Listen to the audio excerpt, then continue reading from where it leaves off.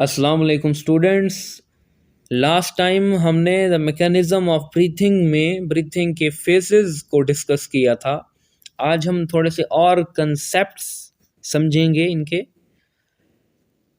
जो rate of breathing है, इसका मतलब ये होता है कि हम एक मिनट में या एक ख़ास टाइम में कितनी दफ़ा सांस ले रहे हैं, कितने दफ़ा इंस्पायरेशन और एक्सलेशन कर रहे हैं। नॉर्मली एट रेस्ट हम 16 से 20 टाइम्स पर मिनट ब्रीथ करते हैं। अब ये जो ब्रीथिंग है ये एक ख़ास पोर्शन के कंट्रोल में है, एक ख़ास सेंटर के कंट्रोल में है जो ब्रेन के अंदर होता है। इसको कहते हैं रेस्पायरेटरी सेंटर। ये रेस्पायरेटरी सेंटर हमारे ब्लड के अंदर मौजूद कार्बन डाइऑक्साइड की कंसंट्रेशन से सेंसिटिव है। इसका मतलब ये है कि अगर हमारे ब्लड में कार्बन डाइऑक्साइड की कंसंट्रेशन चेंज हो जाती है तो ये अलार्म हो जाता है और उसी हिसाब से हमारा जो ब्रीथिंग रेट है उसको ये फिक्स करता है। फॉर एग्जांपल, जब हम एक्सरसाइज कर रहे होते हैं, कि हार्ड जॉब कर रहे होते हैं, रनिंग कर रहे होते हैं, तो जो हमारे मसल्स हैं वो एफिशिएंटली वर्क कर रहे होते हैं तेज़ी के साथ, बिकॉज उनको एनर्जी चाहिए। तो वो एनर्जी उनको सेलुलर रेस्पायरेशन के ज़रिए मिलती है। वो प्रोसेस हमारी बॉडी में जो एनर्जी प्रोवाइड करता है। अब सेलुलर रेस्पायरेशन के बढ़ जाने की वजह से जो हमारी बॉडी है उसके अंदर कार्बन डाइऑक्साइड की मिकदार ज़्यादा पैदा हो रही होती है, और ज़ाहिरी बात है ये कार्बन डाइऑक्साइड हमारे ब्लड के अंदर जा रही होती है। अब जब ब्लड के अंदर कार्बन डाइऑक्साइड का लेवल नॉर्मल कंसंट्रेशन से इंक्रीज हो जाता है तो ये चीज़ स्टिमुलेट करती है हमारे रेस्पायरेटरी सेंटर को जो ब्रेन के अंदर मौजूद है। अब ये रेस्पायरेटरी सेंटर मैसेज सेंड करता है रिब्स मसल्स के पास और डायफ्राम के पास, और इस मैसेज में ये होता है, उनको ये मैसेज दिया जाता है कि जो रेट ऑफ ब्रीथिंग है, आप एक मिनट में 16 से 20 टाइम्स जो रेट ऑफ ब्रीथिंग की स्पीड आपने रखी हुई है उसको अब आप तेज़ करें, बिकॉज अब हमें ज़्यादा कार्बन डाइऑक्साइड को बाहर निकालना है।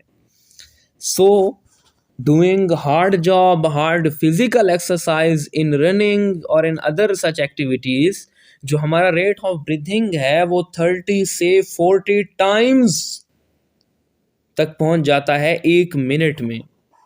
पहले जो 16 से 20 टाइम्स हो रहा था अब वो 30 से 40 टाइम्स हो रहा होता है एक मिनट के अंदर।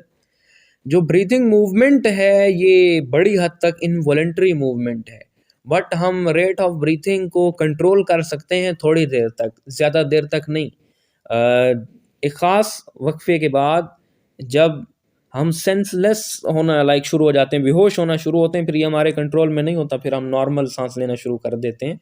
आप एक ख़ास वक्त के लिए, एक मिनट के लिए, आधे मिनट के लिए, 2 मिनट के लिए या इससे थोड़ा सा ज़्यादा अगर आपने प्रैक्टिस की है तो आप अपनी सांस को रोक सकते हैं, लेकिन इसको खुद हमेशा के लिए बंद नहीं कर सकते। स्टूडेंट्स, ये आपको अपनी स्क्रीन पर कंपैरिजन शो हो रहा है इंस्पायर्ड और एक्सपायर्ड एयर के दरमियान। हम अभी 3 गैसों को डिस्कस करते हैं, ऑक्सीजन को, कार्बन डाइऑक्साइड को और नाइट्रोजन को।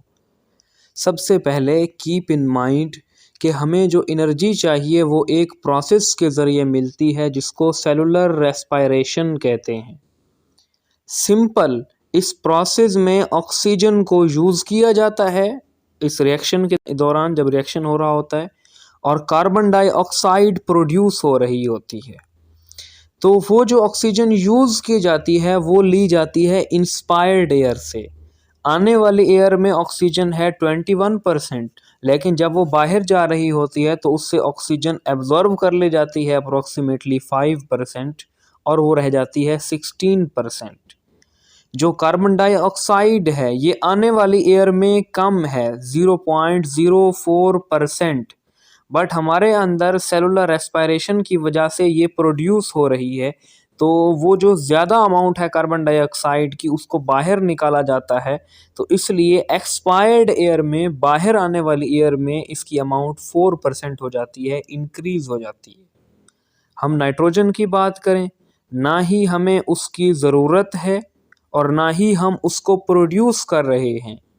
तो जितना वो हमारे अंदर इंटर होती है उतना ही बाहर चली जाती है। इंटर इसलिए होती है क्योंकि वो एयर में मौजूद है। जो अब एयर में मौजूद है तो ज़ाहिरी बात है वो हमारे अंदर आएगी, but no use no production, इसलिए उतना ही बाहर आ जाएगी। अब हैं वाटर वेपर्स।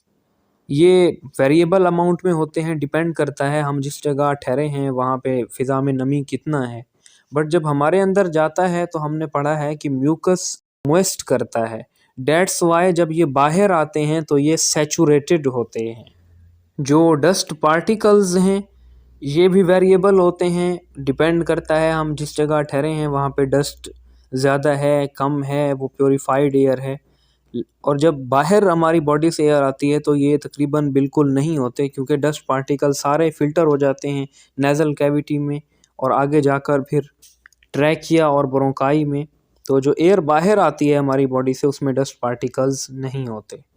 टेम्परेचर ये भी वेरिएबल होता है, डिपेंड करता है हमारे बाहर कितना टेम्परेचर है। बट जब वही एयर हमारी बॉडी में जाती है तो उस एयर को वार्म किया जाता है। वार्म करने के बाद जब वो एयर बाहर आती है लंग्स से पास होके तो उसका टेम्परेचर आलमोस्ट हमारी बॉडी टेम्परेचर के इक्वल होता है। और इसको वार्म जो चीज़ करती है वो है mucus. Students, I hope so कि मैकेनिज़्म ऑफ ब्रीथिंग आपको अच्छे से समझ आ गया होगा। अपना ख्याल रखिएगा, इस चैनल का भी। अल्लाह हाफ़िज़।